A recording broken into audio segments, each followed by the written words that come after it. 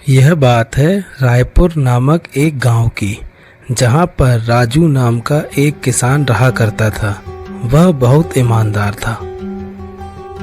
पूरे गांव में राजू की फसल सबसे अच्छी होती थी, इसलिए उसको अपनी फसल का अच्छा दाम मिल जाता था। सारे गांव वाले राजू का बहुत सम्मान किया करते थे, इसलिए उसका पड़ोसी कलुआ उससे बहुत जला करता था। कलुआ राजू को परेशान करने का कोई ना कोई बहाना ढूंढता ही रहता था।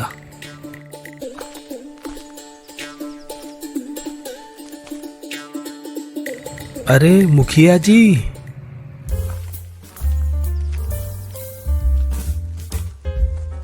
क्या हुआ राजू? मुखिया जी, मैं इस कलुआ से परेशान हो चुका हूँ। यह रोज के रोज कोई ना कोई बड़ी समस्या खड़ी कर ही देता है। अरे क्या हुआ राजू, अच्छे से पूरी बात बताओ, तब तो मैं तुम्हारी कोई मदद कर पाऊंगा।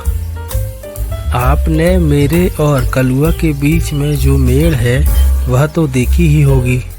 हाँ राजू, वह तो सबको पता है कि तुम्हारे और कलुआ के खेत के बीच में एक मेड़ है। कलुआ ने कल अपने खेत में पानी चालू कर दिया और वह मेड़ तोड़ दी, जिससे सारा पानी मेरे खेत में भर गया। अब आप बताइए मैं क्या करूं? अरे नहीं, यह तो बहुत गलत किया उस कलुआ ने। पर तुम मुझसे क्या चाहते हो? मैं उसे समझा समझा कर थक गया हूँ। अब आप ही इसका कोई रास्ता निकालिए। ठीक है, मैं पंचायत करवा देता हूँ। तुम इसके लिए तैयार हो ना? हाँ मुखिया जी, अब पंचायत में ही फैसला होगा। मैं परेशान हो चुका हूँ कलुआ से। पंचायत में कलुआ और राजू गांव वालों के सामने। क्यों कलुआ, तुम रोज रोज राजू को क्यों परेशान करते हो? यह कोई अच्छी बात नहीं है। मैं कुछ नहीं करता मुखिया जी, आपको किसने कहा? यह राजू ही मेरा जीना हराम करके रखा है। पर राजू तो कह रहा था कि तुमने अपने खेत की मेड़ तोड़कर पानी उसके साइड कर दिया। मैंने कोई मेड़ नहीं तोड़ी, और पानी को कोई रोक सकता है क्या भला? नहीं मुखिया जी, खेत की मेड़ इसी ने जानबूझकर तोड़ी है। ऐसे कैसे? तूने मुझे देखा है क्या मेड़ तोड़ते हुए? यहाँ बकवास कर रहा है। अरे कहाँ तक देखूं तुम्हें मैं? तुम्हारा तो रोज का यही काम है, रोज कुछ ना कुछ करते रहते हो तुम। मुखिया जी, मुझे तो लगता है कि मेड़ इसने खुद फोड़ ली है और यहाँ नाम मेरा फंसा रहा है। मतलब मेड़ किसने फोड़ी यह तुम दोनों को ही नहीं पता, पर खेत में पानी तो तुम्हारी वजह से ही भरा है ना? मुखिया जी, इसमें मेरी कोई गलती नहीं। मैंने तो अपने खेत की सिंचाई करने के लिए पानी चालू किया था। अब वह पानी राजू के खेत में घुस जाता है तो इसमें मेरी कोई गलती नहीं। और वैसे भी पानी को कौन बांध सकता है? हाँ तुमने सही कहा, पानी थोड़ा ना सीमाओं में बंधता है।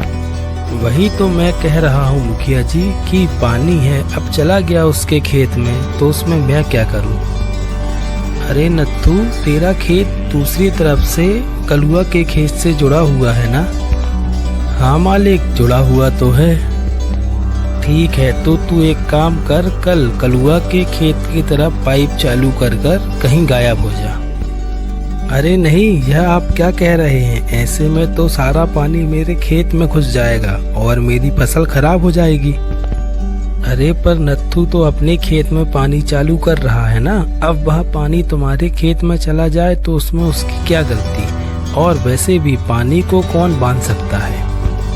खबरदार नत्थू, अगर तुमने ऐसा किया तो अपनी गलती मान लो कलुआ, नहीं तो ऐसे में तो सब एक दूसरे का ही नुकसान करते रहेंगे, उसमें किसी का भला नहीं होने वाला। अभी तो माफी मांगने में ही भलाई है, नहीं तो गड़बड़ हो जाएगी। इस राजू को तो मैं बाद में देख लूंगा। ठीक है मुखिया जी, गलती मेरी है, मुझे माफ कर दीजिए, आगे से ऐसा कुछ नहीं होगा। ठीक है ना राजू, कलुआ तुमसे माफी मांग रहा है। अब आगे से वह ऐसी कोई गलती नहीं करेगा। राजू, आज भरी पंचायत के सामने तुमने मुझसे माफ़ी मंगवाकर अच्छा नहीं किया। इसका तुम्हें खामियाजा भुगतना पड़ेगा। मैं इसका बदला जरूर लूँगा। एक आदमी जल्दी जल्दी जाते हुए, ए भैया, कहाँ भागे जा रहे हो, जरा सुनो। अरे भैया, अभी तो मैं थोड़ा जल्दी में हूँ। अरे भैया, कभी हमसे भी बात कर लिया करो। अच्छा भैया, कहो जल्दी, क्या काम है? तुम ही हो ना वह सब्जी वाले कॉन्ट्रैक्टर? हाँ भाई, वह मैं ही हूँ। इस बार मेरे खेत की फसल भी बहुत अच्छी होने वाली है और अगले हफ्ते तक मेरी फसल तैयार हो जाएगी। बताओ, खरीदोगे क्या? अरे ना भाई ना, मैं तो इस गांव से केवल राजू की ही फसल खरीदता हूँ। अरे इस बार मेरी फसल भी लेके देख लो, मेरी फसल भी बहुत अच्छी है। अरे भाई, तुम लोगों की फसल आधे दामों में भी नहीं बिकती और वहीं सोनू की फसल अच्छी क्वालिटी की होने के कारण दुगने दामों में बिक जाती है, जिससे मुझे बड़ा फ़ायदा होता है और सोनू की फसल की शहर में बहुत डिमांड है।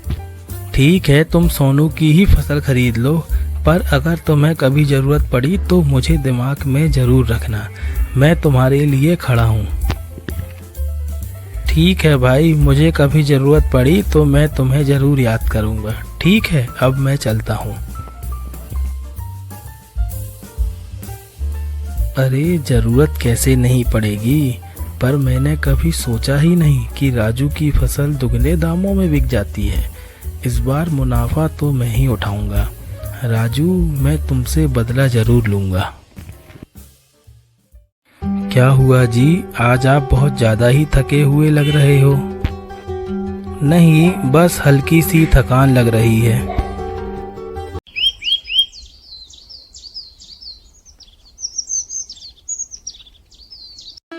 सुबह राजू सोकर उठा और चक्कर खाकर वहीं गिर गया।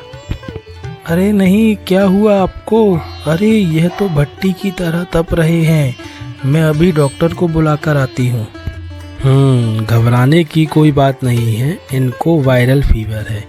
बस आप इनका अच्छे से ध्यान रखें, ये 10 दिन में ठीक हो जाएंगे। बस आप ध्यान रखें कि ये अच्छा खाएं पिएं और अच्छे से आराम करें, नहीं तो ठीक होने के बाद भी जब यह खड़े होंगे तो गिर जाएंगे। इसलिए आप इनका अच्छे से ध्यान रखें। ठीक है डॉक्टर साहब, मैं इनका अच्छे से ध्यान रखूँगी। और फिर उसके बाद डॉक्टर साहब वहाँ से चले जाते हैं। और तभी डॉक्टर के जाने के बाद राजू बिस्तर से उठने की कोशिश करता है, पर उठ नहीं पाता। अरे आप बिस्तर से उठने की कोशिश मत करिए, यह बुखार बदन तोड़ बुखार है। डॉक्टर ने आपको आराम करने को कहा है। अरे अगर मैं यहाँ सोता रहा तो फिर खेत का काम कौन देखेगा? सुनो जी, नुकसान होता है तो होने दीजिए, आप आराम करिए। और वैसे भी कौन सा आप अपनी मर्जी से बीमार पड़े हैं। सेहत अच्छी रहेगी तो सब अच्छा रहेगा, आप आराम करें।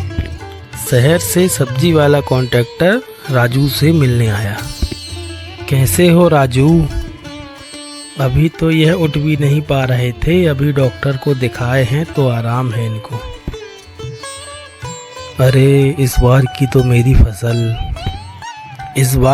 तुम्हारी फसल तैयार भी नहीं हुई है। हाँ, इस बार थोड़ी देर हो गई है। कोई बात नहीं भाई, इस बार मैं फसल उस कलुआ से ले लूँगा। जान है तो जहान है। और कॉन्ट्रैक्टर वहाँ से सीधा कलुआ के घर चला जाता है। आइए आइए कॉन्ट्रैक्टर साहब, आइए। हाँ भाई, तुमने मुझसे कहा था ना कि तुम मुझे सप्लाई करना चाहते हो। हाँ, पर आप तो सब्जियां सोनू से लेते हो ना। हाँ, पर इस बार उसकी तबीयत कुछ ज़्यादा ख़राब है और उसकी फसल अभी तक खेत में लटक रही है। पता नहीं और कितना टाइम लग जाएगा और शहर से डिमांड आ रही है। अब अगर मैंने सब्जियां नहीं भेजी तो मुझे बड़ा नुकसान हो जाएगा। अरे नहीं नहीं, मेरे होते हुए आपको कोई नुकसान नहीं हो सकता। आप चाहो तो मेरी सारी फसल उठा लो। हाँ भाई, क्यों नहीं, तुम्हारा बहुत बहुत धन्यवाद जो तुमने मेरी मुसीबत में मदद की। और फिर कॉन्ट्रैक्टर वहाँ से चला जाता है।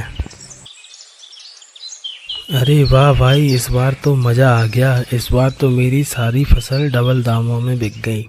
अगर यह राजू का बच्चा ना हो तो यह कॉन्ट्रैक्टर हर बार मेरी ही सब्जी अच्छे दामों में ख़रीदेगा।